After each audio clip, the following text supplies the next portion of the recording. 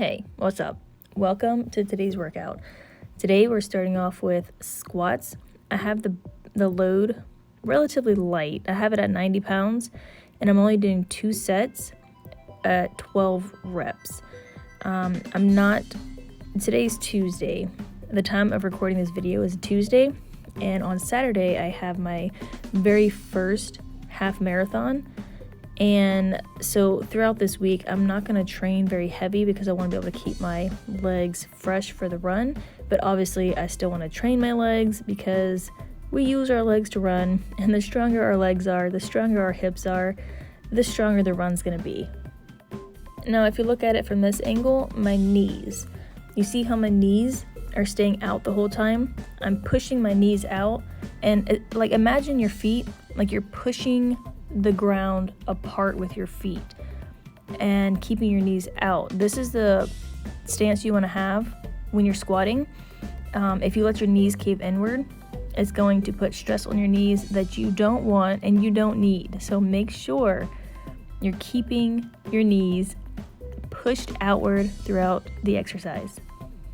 Just to clarify, when I said stance, I don't mean the width of your feet and how, whether you're going sumo or more narrow. I mean just keeping your knees in line with that big toe.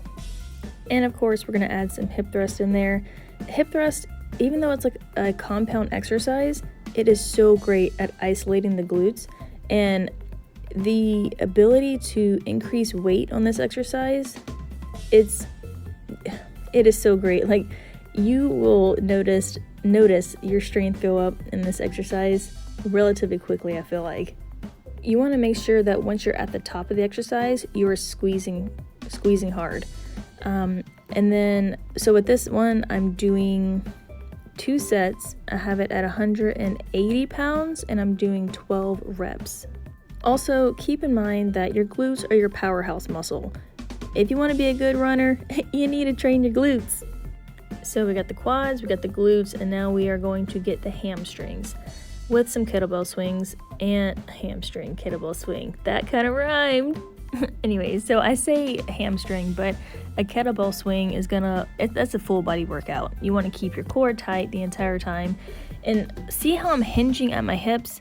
I basically have dinosaur arms. I'm not swinging the weight. It's just I'm letting momentum bring my arms up, and I'm hinging at my hips, keeping my core tight the entire time. We don't want this to turn into a squat exercise, and we don't want it to be a lower back rounding exercise.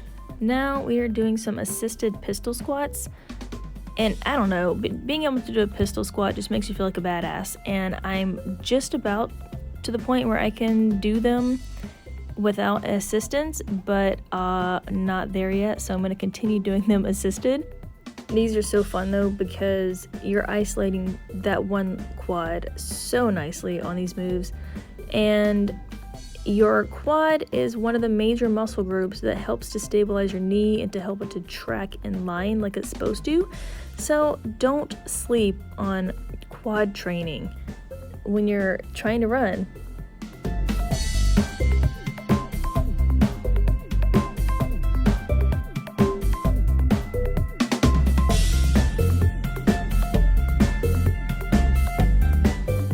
Now we are going to run for 10 minutes and then do a few sprinting intervals. If you see right here, I'm inclining the treadmill to 3. And the reason I do this is because when you incline it between 1 and 3% of an incline, it helps to take the focus, it helps to take the weight off your knees and incorporate more of your hamstring and your glutes. When you're running on a treadmill, because the belt is running for you, the glutes and the hamstrings generally are not part of the equation. They just kind of take a back seat, and it made it to where my knees, especially my right knee, would be so bothered after I would get off the treadmill. But ever since I switched to a 3% incline on the run, that has made a huge difference, and I have not had any knee issues since then. Now that the 10 minutes of the easy paced run is done, I'm just rhyming all over the place today, y'all. Now that it's finished, I'm going to bump it up to 10 and do some sprints. I'm only doing 3 rounds of sprints just because after you slow run for a while, it feels good to really open up, and I'm not going incredibly fast here, but it felt good to go at a faster pace. And I'm only keeping it at 3 rounds again so that I can continue to have fresh legs for the Saturday's run, but still keeping the running throughout the week. And then with this exercise, I'm doing 30 seconds on and 30 seconds off. And I'm keeping it at that 3% incline the entire time. But that's going to wrap up today's video. This workout was short, but it felt great, and I just wanted to make sure I kept movement throughout the week.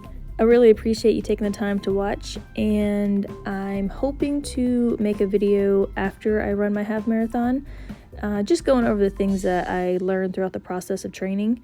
But for now, I will let you go, and I'll see you in the next one.